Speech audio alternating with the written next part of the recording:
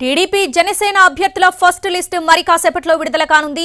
ఎప్పుడెప్పుడా అని ఎదురు చూస్తున్న టీడీపీ జనసేన నేతల నిరీక్షణకు తెరదించుతూ మొదటి జాబితా విడుదల చేయబోతున్నారు చంద్రబాబు, పవన్ కళ్యాణ్. ఫస్ట్ లిస్ట్ లో దాదాపు 70 వరకు స్థానాలను ప్రకటిస్తారని తెలుస్తుంది. బీజేపీతో పొత్తు ఇంకా ప్రకటించకపోవడంతో ఆ పార్టీ కోరుతున్న, ఆ పార్టీకి ఇవ్వాలనుకుంటున్న సీట్లను పెండింగ్ లో పెట్టే అవకాశం ఉంది. ఈ కారణంతోనే తొలి జాబితాలో ఎంపీ అభ్యర్థులను ప్రకటించే అవకాశాలు కనిపించడం లేదు. భీమవరం నుంచి పవన్ కళ్యాణ్ పేరు ప్రకటించడం లాంఛనమే అంటున్నారు.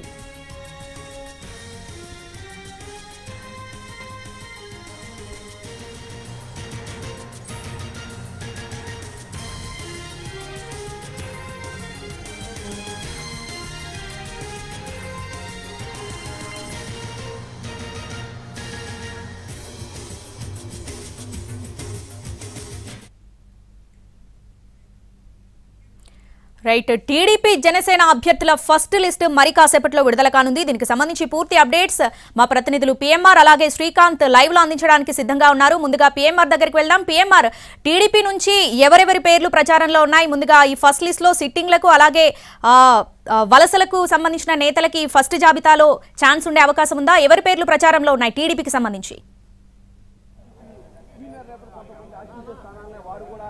శ్రావణి, అంటే అధికారికంగా ఇవాళ టీడీపీ వైపు నుంచి ఒక మెసేజ్ అయితే వచ్చింది. 11 గంటలకి అధికారికంగానే అభ్యర్థుల లిస్టుని ప్రకటిస్తామని చాలా స్పష్టంగా ప్రకటన జారీ చేసిన పరిస్థితి కనిపిస్తుంది. ప్రస్తుతం మనం చంద్రబాబు నాయుడు ఇంటి వద్ద ఉన్నాం. ఇక్కడికి తెలుగుదేశం పార్టీకి సంబంధించిన సీనియర్ నేతలు కూడా చేరుకున్న పరిస్థితి. ప్రస్తుతం చంద్రబాబు నాయుడు పార్టీ నేతలతో సమావేశమయ్యారు. సో మరి కాసేపట్లో అభ్యర్థుల ప్రకటనకు సంబంధించిన కీలక ప్రకటన విడుదల చేసే సందర్భంలో ఈ సమావేశం జరుగుతోంది. సో మనకు అందుతున్న సమాచారం మేరకు అభ్యర్థుల ప్రకటన అనేది కొన్ని ఈక్వేషన్స్ దృష్టిలో పెట్టుకుని తొలి విడత జాబితాను ప్రకటించే అవకాశం ఉన్నట్లుగా మనకు అందుతున్న సమాచారం మేరకు తెలుస్తుంది. ఒకటి క్యాస్ట్ ఈక్వేషన్, ఎస్సీ, కాపు, బీసీ అలాగే ఓసీ, ఈ క్యాస్ట్ ఈక్వేషన్స్ దృష్టిలో పెట్టుకుని దానికి ఏమాత్రం తేడా లేకుండా మొదటి జాబితా ఉండే అవకాశాలు ఉన్నట్లుగా మనకి పార్టీ వర్గాల నుంచి అందుతున్న సమాచారం మేరకు తెలుస్తుంది. సో దాంట్లో భాగంగా మొత్తం 60 నుంచి 70 స్థానాల వరకు ఈ రెండు పార్టీలకు సంబంధించిన అభ్యర్థులను ప్రకటించే అవకాశం ఉన్నట్టుగా తెలుస్తోంది. టీడీపీ వైపు నుంచి 50కి పైగా స్థానాలు ఉండే అవకాశం ఉంటే జనసేన వైపు నుంచి 10కి పైగా స్థానాలు, 10 నుంచి 15 మధ్యలో స్థానాలను ప్రకటించే అవకాశం ఉన్నట్లుగా మనకు తెలుస్తుంది. ఇక సిట్టింగ్ల విషయానికి వచ్చేసరికి టీడీపీ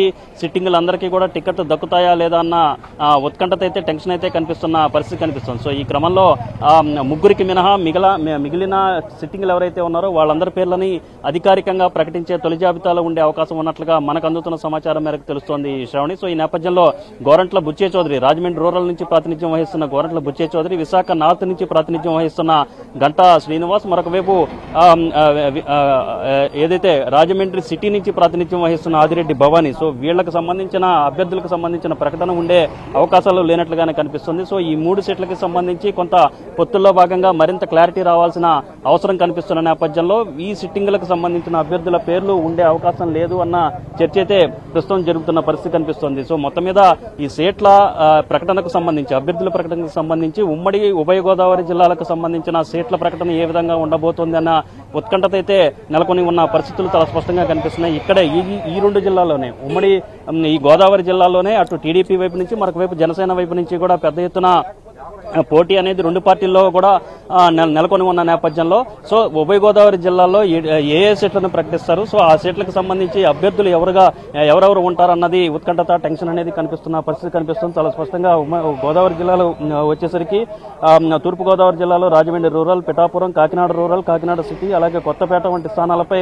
రెండు పార్టీలోనూ కొంత పోటీ అనేది నెలకొని ఉన్న పరిస్థితి ఉంది. మరొక వైపు ఉమ్మడి పశ్చిమ గోదావరి జిల్లా పరిధిలో తణుకు, తాడేపల్లిగూడెం, నిడదవోలు, పోలవరం, ఏలూరు, సో ఇటువంటి స్థానాల గురించి కూడా 2 పార్టీలోనూ పోటీ అనేది కనిపిస్తున్న పరిస్థితి ఉంది శ్రావణి. సో ఈ నేపథ్యంలో తెలుగుదేశం పార్టీ, మరొక వైపు తెలుగుదేశం పార్టీ అధినేత చంద్రబాబు అలాగే జనసేన అధినేత పవన్ కళ్యాణ్ వీళ్ళిద్దరూ కూడా 11 గంటలకి అధికారిక ప్రకటన చేసే, అభ్యర్థులకు సంబంధించిన అధికారిక ప్రకటన చేసే అవకాశాలు ఉన్నట్లుగా మనకి ఖచ్చితంగా తెలుస్తుంది. మరొక ఈక్వేషన్ ఏంటంటే ప్రతి జిల్లా నుంచి కూడా అటు తెలుగుదేశం పార్టీ 4 లేదా 4-5 స్థానాలకు సంబంధించిన అభ్యర్థులను ప్రకటించే అవకాశం ఉంటుంది. అలాగే జనసేన కూడా కూడా క్యాస్ట్ ఈక్వేషన్ని దృష్టిలో పెట్టుకుని దాదాపు 10 నుంచి 15 స్థానాల వరకు అంటే మెజారిటీ మొత్తం జనసేన ప్రకటించే 10 నుంచి 15 స్థానాలకు గాను 7 స్థానాలు ఉమ్మడి ఉభయ గోదావరి జిల్లాల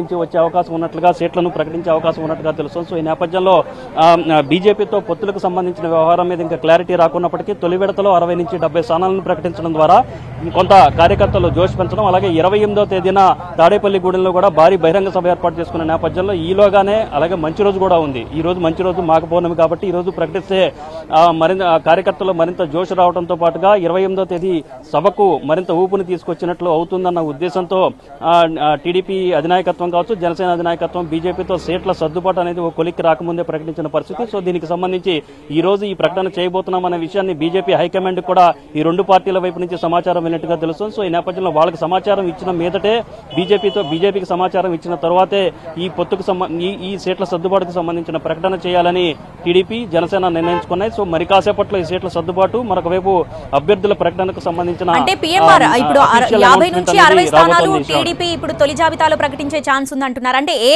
నియోజకవర్గాలకు సంబంధించి ప్రకటించే ఛాన్స్ ఉంది?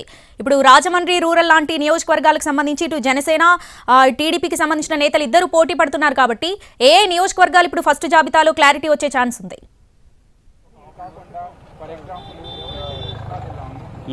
అంటే శ్రీకాకుళం నుంచి చూసుకుంటాం అంటే ఎక్కడైతే ఖచ్చితంగా అంటే ఫస్ట్ నుంచి కూడా తెలుగుదేశం పార్టీ వైపు నుంచి కావచ్చు, జనసేన వైపు నుంచి కావచ్చు ఒక విషయాన్ని స్పష్టం చేస్తున్నారు. 90 స్థానాలకు సంబంధించిన వ్యవహారంలో ఎటువంటి సందిగ్ధత లేదు, పూర్తి స్థాయిలో క్లారిటీ ఉంది అని చెప్తున్న పరిస్థితి కనిపిస్తుంది. ఆ తర్వాత బీజేపీ ఎంట్రీ కావడంతో కొంత జాప్యం జరుగుతున్న పరిస్థితి కనిపిస్తుంది. శ్రీకాకుళంలో సిట్టింగ్లు ఎవరైతే ఉన్నారో, ఒక శ్రీకాకుళం అని కాకుండా సిట్టింగులు మొత్తం 23 మంది సిట్టింగులు తెలుగుదేశం పార్టీకి ఉన్నారు. వాళ్లలో 4 ఇతర పార్టీలకు వెళ్లిపోయిన పరిస్థితి కనిపిస్తుంది. సో ఈ నేపథ్యంలో వైసీపీకి వెళ్లిపోయిన పరిస్థితి ఉంది. సో ఈ నేపథ్యంలో మిగిలిన 19 మంది ఎవరైతే ఉన్నారో ఆ 19 మంది ఎమ్మెల్యేలకు సంబంధించిన పేర్లు ఈ తొలి విడతలో ఉండే అవకాశం కనిపిస్తుంది. సో అయితే ఇంతకు ముందు చెప్పుకున్నట్లుగా రాజమండ్రి రూరల్, రాజమండ్రి సిటీ, అలాగే విశాఖ నార్త్ ఈ 3 నియోజకవర్గాల్లో టీడీపీ సిట్టింగ్ ఎమ్మెల్యేలు ఉన్నప్పటికీ బుచ్చే చౌదరి విశాఖ నార్త్ నుంచి గంట, మరొక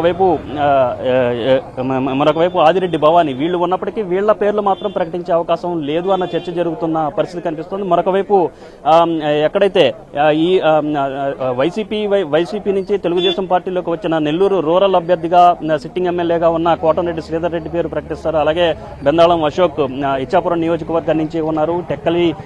టెక్కల్ నుంచి అచ్చెన్నాయుడు బరిలో ఉన్న పరిస్థితి కనిపిస్తోంది. మరొక వైపు పలాస నుంచి గౌతు శిరీష పేరు దాదాపు ఖాయంగా ప్రకటించే అవకాశం కనిపిస్తుంది. మరొక వైపు భీమవరం నుంచి పవన్ కళ్యాణ్, కుప్పం నుంచి చంద్రబాబు నాయుడు, మంగళగిరి నుంచి నారా లోకేష్, కొన్నూరు నుంచి ధూళిపాళ్ల నరేంద్ర, అలాగే ఉరవకొండ నుంచి పయ్యావుల కేశవ్ ఇటువంటి పేర్లు ఎక్కడైతే ఆ నియోజకవర్గాల్లో ఎవరెవరైతే ఉంటారో అక్కడ ఎటువంటి ఇబ్బంది లేని, ఎటువంటి సంక్లిష్టత లేని నియోజకవర్గాలు దాదాపు 90 వరకు ఉన్నాయి. వీటిల్లో అటు జనసేన పార్టీ కూడా దగ్గర 7-8 స్థానాల వరకు ఎటువంటి సంక్లిష్టత లేని స్థానాలు కూడా ఉన్నాయి. సో ఈ నేపథ్యంలో ఈ వ్యవహారానికి సంబంధించి ఇటువంటి స్థానాలు, సో ఇంతకుముందు మనం చెప్పుకున్నట్టుగా ఇటువంటి స్థానాలు ప్రతి జిల్లాలోనూ 4 నుంచి 5 వరకు ఉన్నాయి. సో ఈ నేపథ్యంలో తొలి విడతలో ఈ 90 స్థానాలకు గాను క్లారిటీ ఉన్న 90 స్థానాలకు గాను 60 నుంచి 70 స్థానాలు ప్రకటించే అవకాశం ఉన్నట్లుగా మనం చెప్పొచ్చు.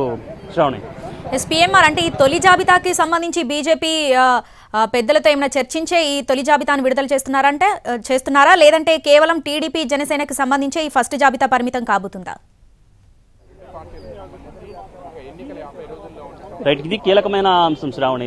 అంటే ఫస్ట్ నుంచి కూడా ఈ రెండు పార్టీలు జనసేన, టీడీపీ 2 పార్టీలు కూడా పొత్తులకు సంబంధించిన అవగాహనకు వచ్చేసిన తర్వాత, మరొకవైపు సీట్ల సర్దుబాటుకు సంబంధించిన అవగాహనకు వచ్చేసిన తరువాత దాదాపు సీట్లు ప్రకటించడానికి ఈ నెల 14వ తేదీన సీట్ల ప్రకటన, మరొకవైపు సీట్ల సర్దుబాటు, మరొకవైపు అభ్యర్థుల ప్రకటనకు సంబంధించిన అఫీషియల్ అనౌన్స్మెంట్ చేయాలి అనేది పాలకొల్లులో ఒక బహిరంగ సభ పెట్టి అక్కడి నుంచి అఫీషియల్ అనౌన్స్మెంట్ చేయాలన్న నిర్ణయానికి వచ్చిన పరిస్థితుల్లో ఈ నెల 9వ తేదీన చంద్రబాబు నాయుడు, 7వ తేదీన ఈ నెల 7వ తేదీన చంద్రబాబు నాయుడు అమిత్ షాతో భేటీ అయ్యారు. ఎన్డీఏలోకి టీడీపీని ఆహ్వానించారు అన్న ప్రచారం జరుగుతోంది. ఈ అంశానికి సంబంధించి ఎన్డీఏలోకి టీడీపీని ఆహ్వానించారన్న విషయాన్ని అచ్చెన్నాయుడు 2 రోజుల క్రితం కూడా అధికారికంగా చెప్పిన పరిస్థితి కనిపిస్తుంది. సో నేపథ్యంలో ఎన్డీఏలోకి టీడీపీని ఆహ్వానించడం ఉండడం, దీంతో కొంత సీట్ల సర్దుబాటు అలాగే అభ్యర్థుల ప్రకటన అనేది జాప్యమైంది. ఆ పార్టీకి సంబంధించిన అభ్యర్థులు అలాగే ఆ పార్టీ ఆశిస్తున్న సీట్లు కూడా ఉంటాయి కాబట్టి కసరత్తు మరింత ముమ్మరం చేయాల్సిన అవసరం ఉంది, కసరత్తు చేపట్టాల్సిన అవసరం ఉంది. ముఖ్యంగా ఎన్డీఏలోకి టీడీపీని చేరిక,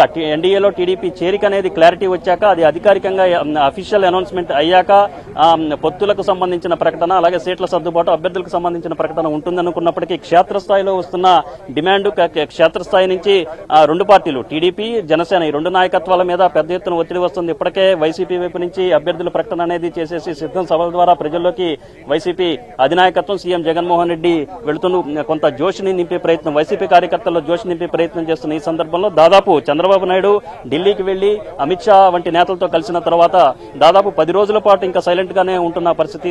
ఈ నేపథ్యంలో తెలుగుదేశం పార్టీ మరొక వైపు జనసేన ఈ రెండు పార్టీల్లోని కేడర్లో కొంత నిరుత్సాహం కావచ్చు, నైరాశ్యం కావచ్చు గత 10 రోజుల్లో కనిపిస్తుంది. సో ఈ నేపథ్యంలో ఎటువంటి యాక్టివిటీ లేకుండా ఉండడం కరెక్ట్ కాదు అన్న అంశం ఒకటైతే, వీలైనంత త్వరగా అభ్యర్థులు ప్రకటించాలన్న ఒత్తిడి కూడా అధినాయకత్వాల మీద, పార్టీ హైకమాండ్ల మీద ఉన్న నేపథ్యంలో దాన్ని దృష్టిలో పెట్టుకుని బీజేపీ అధినాయకత్వానికి, బీజేపీకి సంబంధించిన ఢిల్లీ పెద్దలకి ఈ విషయాన్ని చెప్పిన మీదటే ఈ అనౌన్స్మెంట్ చేస్తున్నారనేది పార్టీ వర్గాల నుంచి వస్తున్న సమాచారం మేరకు తెలుసు. సో ఈ నేపథ్యంలో ఇప్పుడు ఏదైతే బీజేపీ కొన్ని సీట్లను ఆశిస్తుందో, విశాఖ నార్త్ కావచ్చు అలాగే రాజమండ్రి సిటీ కావచ్చు, సో కొన్ని సీట్లు ఏదైతే ఉభయ గోదావరి జిల్లాలో కూడా 2-3 స్థానాలను ఆశిస్తున్న పరిస్థితి బీజేపీ వైపు నుంచి ఉంది. సో ఈ నేపథ్యంలో అటువంటి స్థానాలకు సంబంధించిన అధికారిక ప్రకటన కావచ్చు, అటువంటి స్థానాలకు సంబంధించిన అభ్యర్థుల ప్రకటన ఈ రోజు చేయబోయే జాబితాలో వాళ్ళ పేర్లు ఉండవు, ఆ నియోజకవర్గాలకు సంబంధించిన చర్చ ఉండదు. మరొకటి కీలకమైన అంశం ఏంటంటే బీజేపీ ఎంపీల గురించి ఎక్కువగా ఫోకస్ పెట్టి రాజకీయం చేస్తున్న పరిస్థితులు కనిపిస్తున్న నేపథ్యంలో ఎంపీ స్థానాలకు సంబంధించిన అభ్యర్థులను ప్రకటించే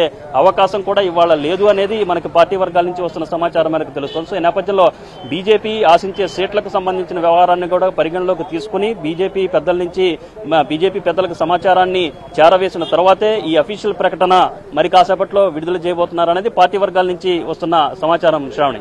right PMR, thanks for the updates.